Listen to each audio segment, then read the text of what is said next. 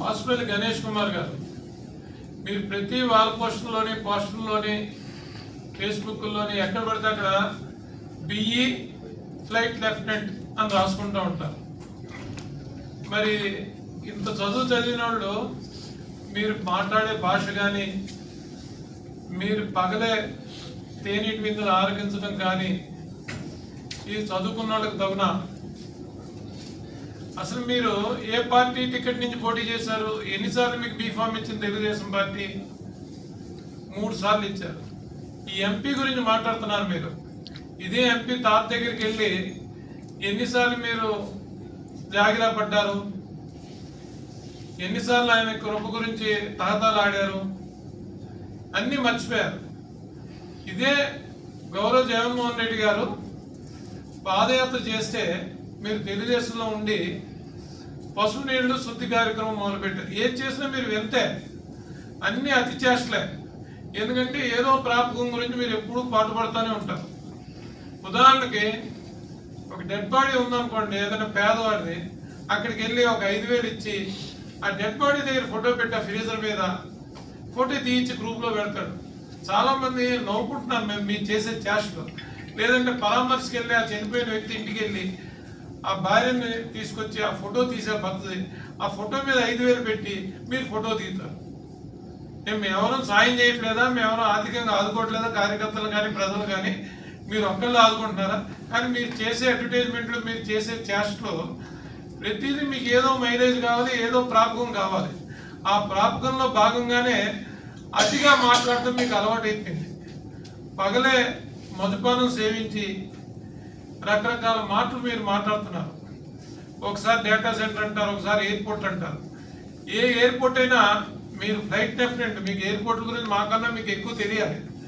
ఎందుకంటే ఏదైనా ఊరు చివరిని బాగా అభివృద్ధికి ఆస్కారం ఉండి ఇంకొన్ని 30-40 కిలోమీటర్లు ఎక్స్టెండ్ అవ్వడానికి ఛాన్స్ ఉండే దగ్గరే ఎయిర్పోర్ట్లు సెలెక్ట్ చేస్తారు.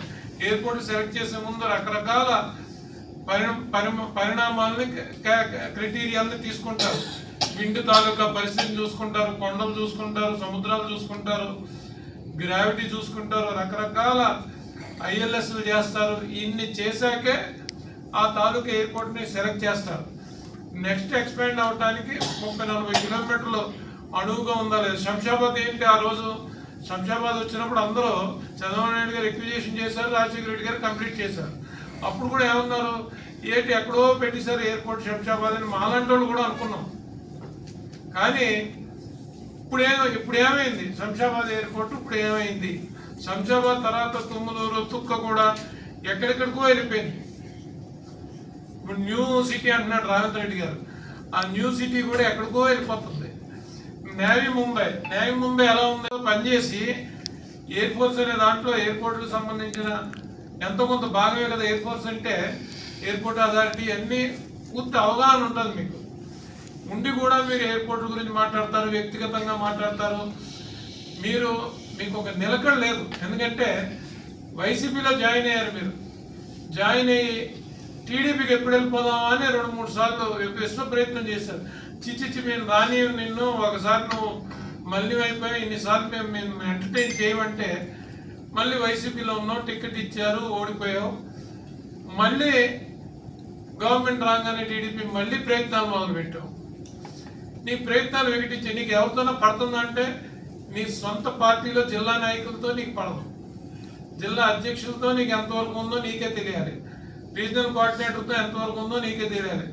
పార్టీలో ఎవరితో నువ్వు ఒంటరివి. ఎందుకంటే నీ తాలూకా ప్రవర్తనని నాకు తెలిసి ఎవరూ భరించలేరు. ఒంటెత్తు పోకళ్ళు. నువ్వు పోనీ ఏమైనా ఆనెస్టా డిఫెన్స్లో పనిచేసావంటే కిట్కో ఇల్లు అమ్మేస్తావు, మార్కెట్లో షాపులు అమ్మేస్తావు.